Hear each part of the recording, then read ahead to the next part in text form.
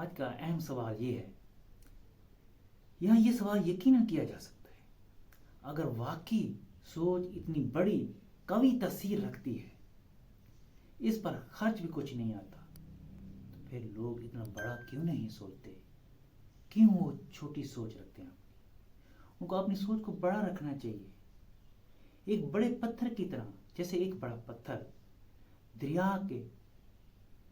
کاٹ کر رکھ دیتا ہے دو حصوں میں، مگر وہ ڈٹا رہتا ہے، دریا کو مجبور کرتا ہے راستہ چینج کرنے میں، کیونکہ چھوٹے پتھر تو اکثر دریا کے ساتھ بہہ جاتے ہیں، ان کو پتہ بھی نہیں ہوتا یہاں پہ چھوٹے چھوٹے پتھر تھے نہیں تھے، مگر جو ڈٹا ہوا ہے لوگ اسے یاد رکھتے ہیں، یار اس پتھر نے دریا کے بہاؤ کو چینج کر دیا۔ اسی طرح آپ اپنی سوچ کو بڑا رکھیں گے اس پتھر کی طرح، تو آپ کو دنیا یاد رکھے گی، آپ کے اس دنیا سے چلے جانے کے بعد بھی آپ سالوں سال یاد رہیں گے۔ ماہرین کامیابی اس سوال کا جواب دیتی ہیں، اگرچہ ہم اپنی سوچ کی پیداوار ہیں، مگر ہم میں سے اکثر لوگ جو 95-96% سے کم نہیں، بہت چھوٹا سوچتے ہیں، اس لیے وہ ناکام ہو جاتے ہیں، ان کا نام لینے والا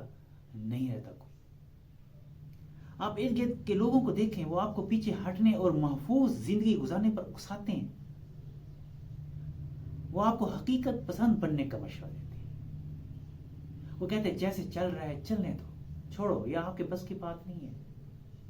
لیکن جو بڑی سوچ رکھتے ہیں وہ ڈٹ جاتے ہیں، ان کا عزم مضبوط ہوتا ہے، وہ کہتے ہیں میں نے یہ کرنا ہے، یہ میرا ٹارگٹ ہے، پھر اس کامیابی اس کے قدم چنتی ہے۔ ہم اپنے ماحول میں نظر دائیں 2 نمبری سے لے کر 10 نمبری سوچ اختیار کیے ہوئے ہیں، ہر کوئی شارٹ کٹ کا راستہ اختیار کرتا ہے، یہ کوئی کامیابی نہیں ہے، ہاں وقتی کامیابی ضرور ہے، لیکن اس میں پھر شرمندگی ہی شرمندگی ہے۔